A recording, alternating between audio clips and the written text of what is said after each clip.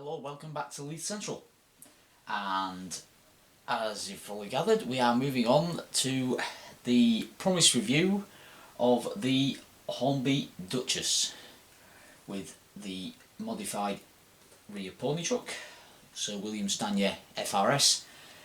This is going to be the main subject of this video, but also there has been a new arrival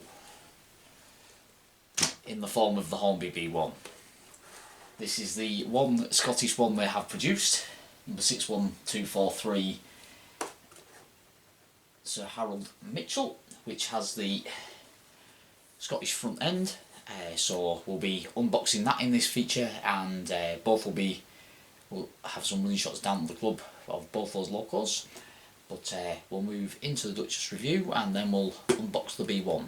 So I'll get the camera repositioned and we'll have a closer look at this Duchess.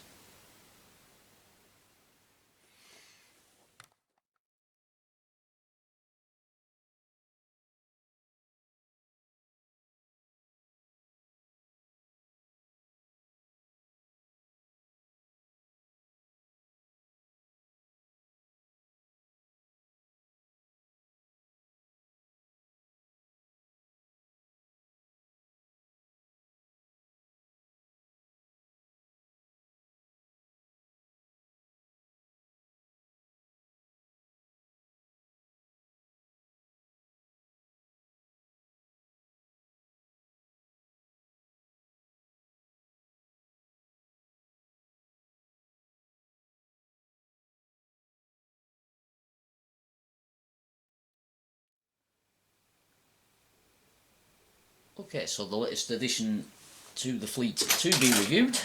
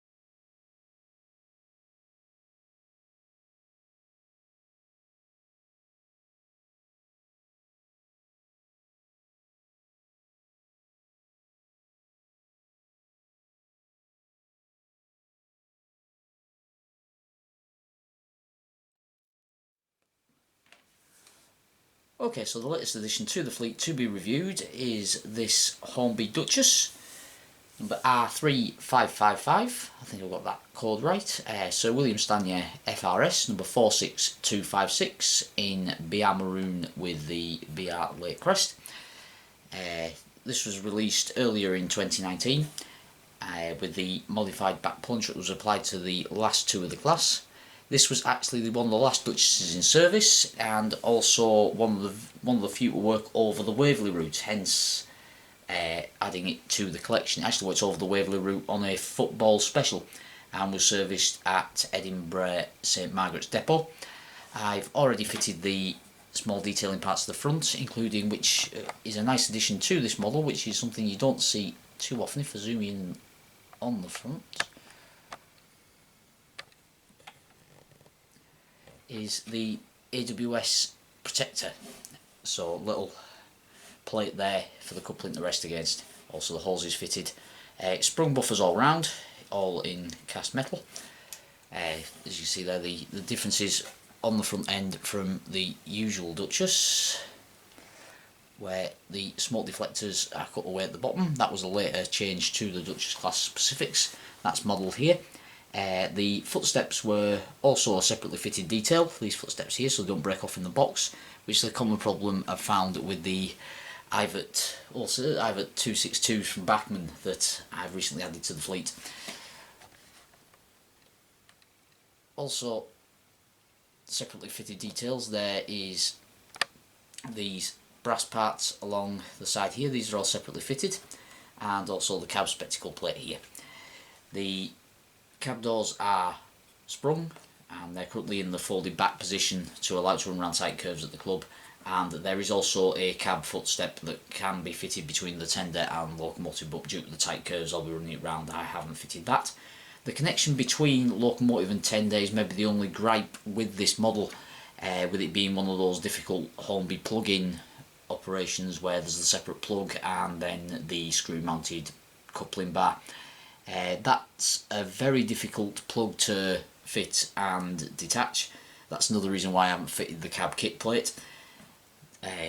Quite well modelled coal in this one, if a little shiny. That'll be dulled down over time. The cab roof ventilators are also movable. You can set it open and closed. I'll be setting them once I get round to doing the light weathering and getting headboards and things fitted. It's also, as you can see by the Leith, it's got the overhead line warning flashes. This is prior to it getting the yellow stripe on the cab side, which may be a detail that I add to the model.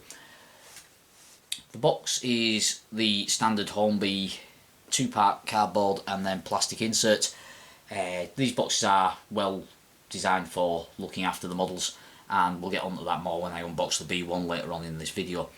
The main detail difference on this model and the new 2-link part is the back pony truck. Zoom in on there, which is the later design put together by Ivert, where it gives you all this cabling detail here. This has all been well represented by Hornby, and of course the flat bottom cab gives it a more utilitarian appearance. All very well detailed, and as you can see there, the rivet detail within the cab as well, all picked out in the moulding. Lining is all crisp. I haven't picked up any imperfections in the lining anywhere, and all the BR crests are all legible.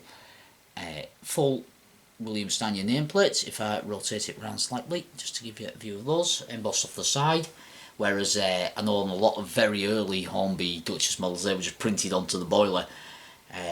Separate wire handrail running the full length of the boiler here as well. You've got to be careful how you handle this model. There is a lot of separately fitted detail, including the speedo here, which doesn't interfere with the running of the model at all. Moving round the model,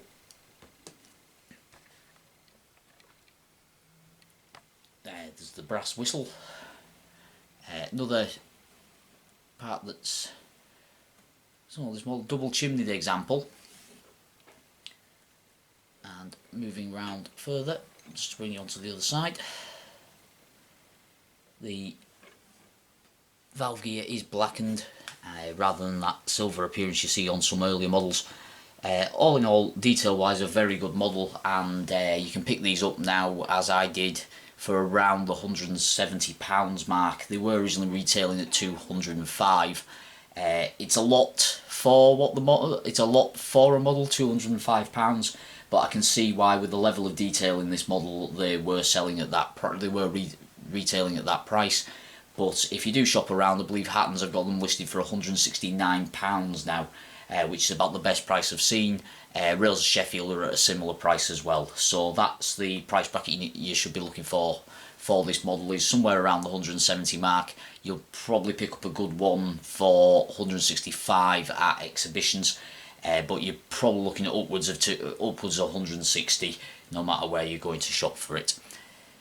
So all in all, a very nice model, and we'll get this down to the club and give it a few runs up and down, and I'll move on to unboxing the latest arrival, which is the B1 460, and we'll take a look at that coming out the box, and the standard Hornby box that I've mentioned that this Duchess came in as well.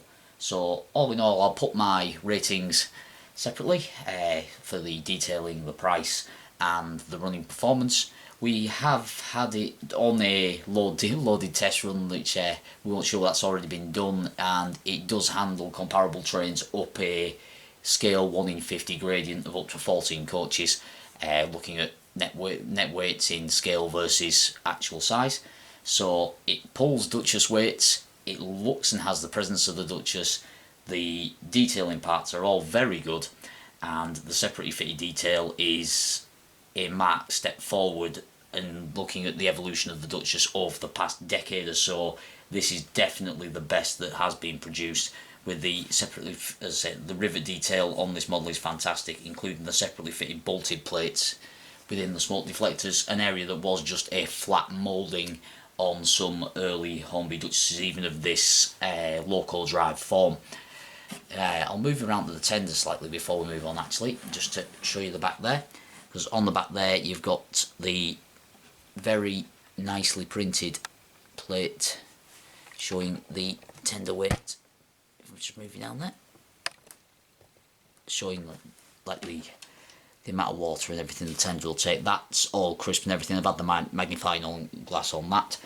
Standard Hornby tension lock coupling on the back end, and none of these separate detailing parts interfere with that at all. I haven't fitted the chain that I dangle down into the coupling. That'd be the only part that interferes.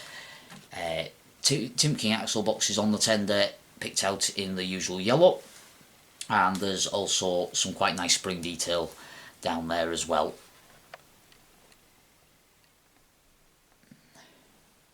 So all in all, a very nice model, one I'm very happy to have in the fleet, and it's going to become quite a flagship for the collection.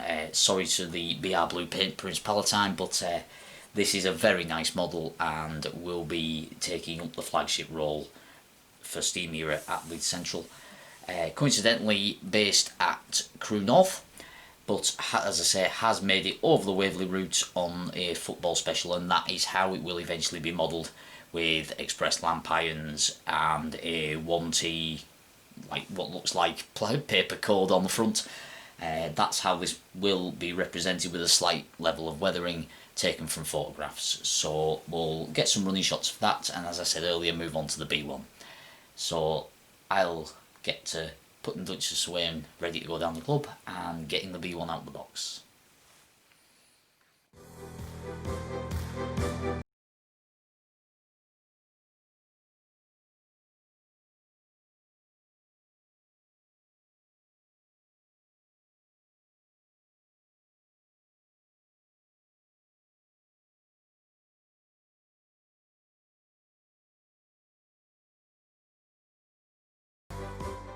B1 out the box. This is release R3000 from Hornby, the Scottish B1, as you can see, with the higher placed number plate there on the front. I'm not going to do a full review on this now, it's just a simple case to get it out of the box and take a look at it. Very smart model, very smart indeed. I've got a Bachmann B1, and just on the initial look, this is an immense improvement in detail. Yeah, the Bachmann model is a really good model, but this is just a step above. This model is now getting quite rare and fetching good prices. I was lucky with this one. This was a boxed example with all the separately fitted detail, which there is a lot of. There's actually 2 bags with this model from Rails of Sheffield, second hand, and to me it looks like it hasn't been out the box. It's got a lot of separately fitted detail, as I said there. There's all the undergear couplings there. That's basically all your brake rigging and your air pipes and the likes of vacuum pipes and everything. And this one also has the AWS kick plate, which is a new addition I'm noticing in a lot of the Hornby recent releases, which is a nice touch, especially considering you've got a couple of surviving B1s which are both mainline certified that are fitted with them. So if you're planning on backdating a model a little bit, it's worth keeping those, or putting them into the spares bin. You never know whether somebody down at your club representing a later model where they might come in handy. There's also this bag which contains the rear hose and coupling hooks, chains, and the front footsteps.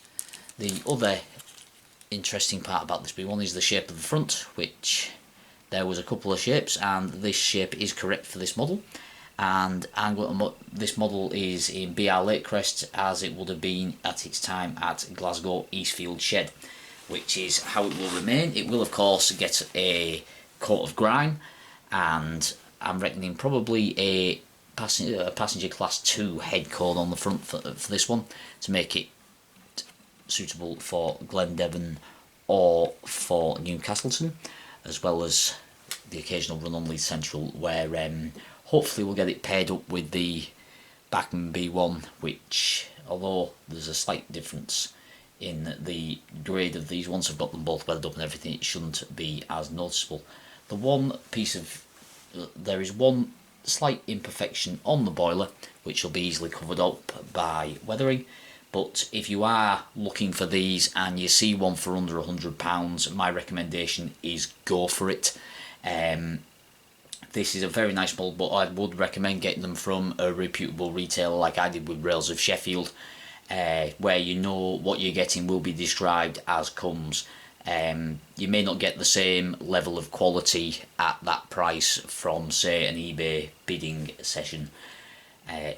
All in all, if you're looking at these, usually the prices I've seen reaching elsewhere for these is up around the 150 mark. So this one cost me £89. It's going to go and have a thorough running in, and as I say, for a minor imperfection just here, which can be covered up by a spot of weathering, has all the detailing parts, basically looks like it's hardly been ran. I think I've got myself a bit of a bargain there, so I'll get it boxed up again, we'll get them both out of the club, and I'll get you some running shots, and then we'll move on to a couple of other little bits I've had going on at Leith Central.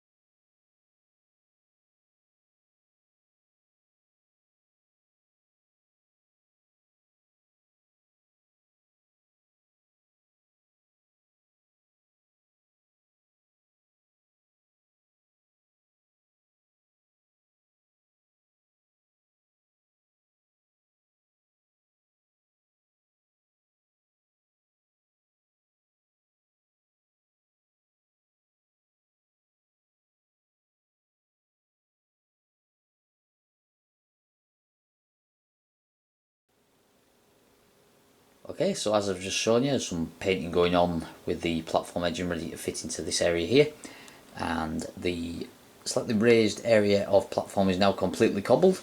I wasn't going to show you me sticking all those individual blocks down, but what I will show you here is these are not glued in place yet, but this is going to be where the ticket gate line is for platform 1.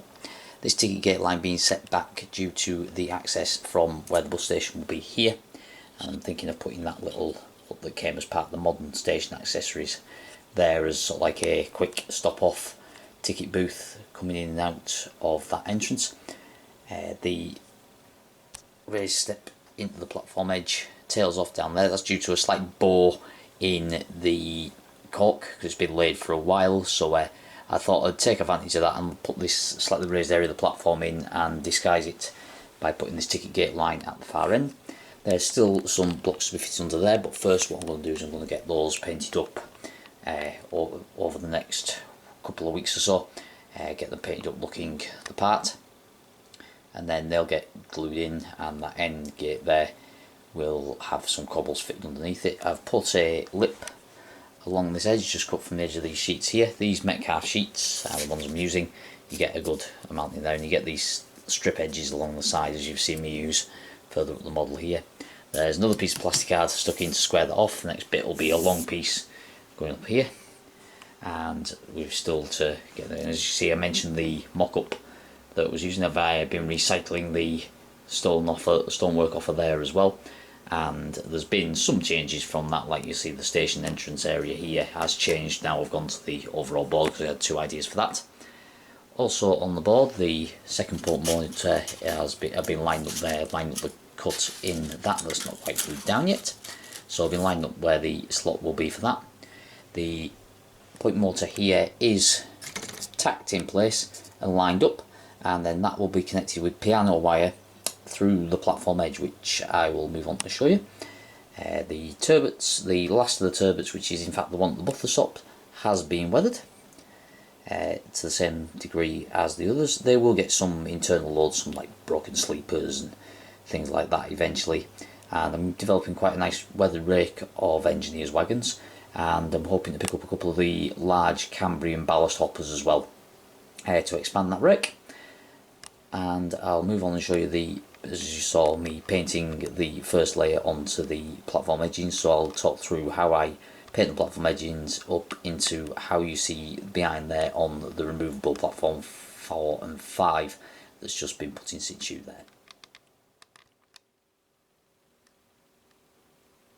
Okay, so here's the two pieces of platform edging I'm currently working on. The end of platform 2 and at the end of platform 3 and 4, which is been primed, and then the first layer of paint applied. And this one is the continuation along the edge of platform 1. And as you can see, the hole marked and drilled there for where the piano wire will go through the platform to the point motor. And I just thought I'd talk you through the colours I use to paint my platforms to give the Edinburgh stone style effect. What I do is I use a alternate coat of these two colours here, which is actually this one here it's actually an aircraft paint. It's desert sand. It's a desert storm, desert sand, like pinky brown, and I also use weathered stone from Rail Match, and then of course eventually like I'm wearing a bit of sleeper grime as well in places to weather it down. Then the platform tops and edges are painted white. Usually I'll go alternate coats, but then I'll finish with a thin coat of the weathered stone to form mortar, and then once these are bedded in, the ballast is in place, that's when I'll weather up from the bottom and add shades in and add extra texture.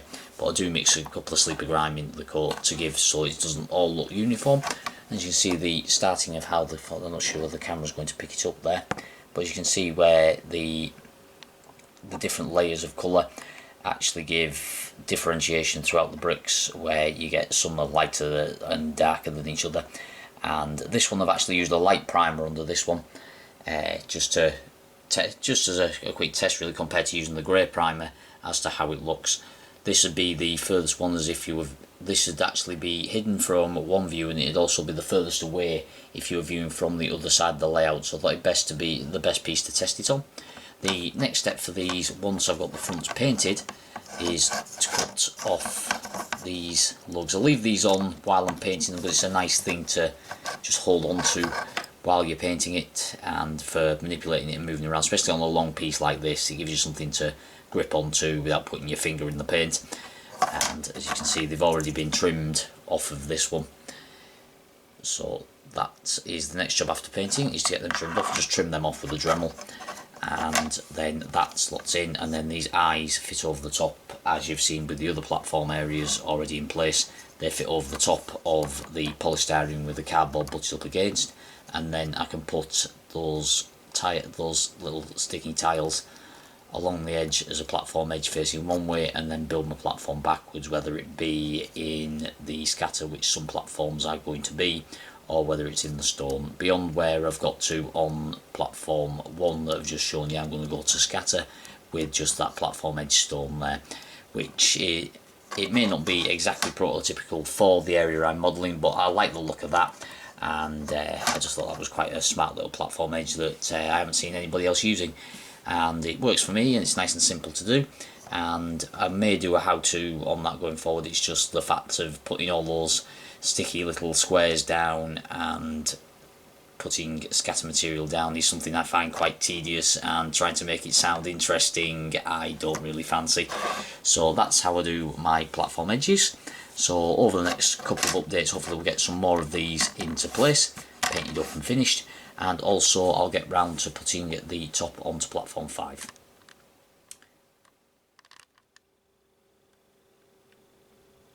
Just quickly before I finish up this update, I just thought I'd show you some other new stock that's been around in the model room for a while, amassed over the summer, that will eventually be running on Leith Central. The first of these is actually towards a rake that runs on Newcastleton. You may know my affection for these interesting shaped cement wagons, and I've just got the Bachmann standard release brown press fours in weathered form in the shopcrete livery. To add to my already lengthy rake of, I think this will take it to 15 of these press floors. I'm also looking to get a couple more of the blue circle yellow ones to make that rake for Newcastle up to 20 with the single releases from Bachmann. These wagons are getting up to silly money prices for their size, but for a really nice detailed model, so I'm keeping my eye out for bargains on them. If you do see any, do let me know in the comments below if you're not after them yourself. If you do see them and you're after some, by all means snap them up. These ones, because of the damage on the box, cost me £30, which, considering I've seen these advertised up around 75 to 80, is a nice little bargain. My other little hen's teeth bargain was this set of Regional Railways Mark 1s. These are the original set of releases from Bachmann, 2 TSOs which are very hard to come by, a first open and a brake second open. These will form part of the stopping service for serving from the currently still open Waverley route in the world of Leith Central, which would be class 37 hauled and will be the occasional through service onto the Cumbrian coast, based off operations into the Glasgow South Western, which may occasionally turn up with a coal sector 37 on a Saturday. So this rake will be pretty much as it is there in front of you, 4-coach rake, with occasional Mark 2s mixed in. My aim is to have 2 4-coached stopping rakes, that way I could have possibly a Regional Railways train in 3 platforms at Leith Central at the same time, as I have 2 Regional Railways liveried 37s and a Regional Railways Provincial liveried class 47. I will be adding the other Regional Railways class 37, the recent release in weathered form, eventually. That's one on the target list. So, as those of you will know, with the way my collection is going, this is one of my favourite liveries, and I'm also looking to do a couple of the ex-Network South East Mark 2s that were transferred to Scotland and painted in the provincial livery, with a slight variation on the bottom bands here over the top of the NSE livery. Once I've got the base coaches for them, I will be moving on to Operation Coaching Stock, which will involve the renumbering of one of these TSOs, the Mark 3s from Oxford in the ScotRail livery, as well as the repaint from NSE into modified provincial livery of the Mark 2s. But it's just a case of waiting for enough of those Mark 2s to become available and getting my research done on what numbers and the like. So I'll leave you there, and we'll enjoy some more shots of the B1 and the Duchess, and I'll see you next time. Remember to like, share and subscribe, and enjoy your modelling. Cheers!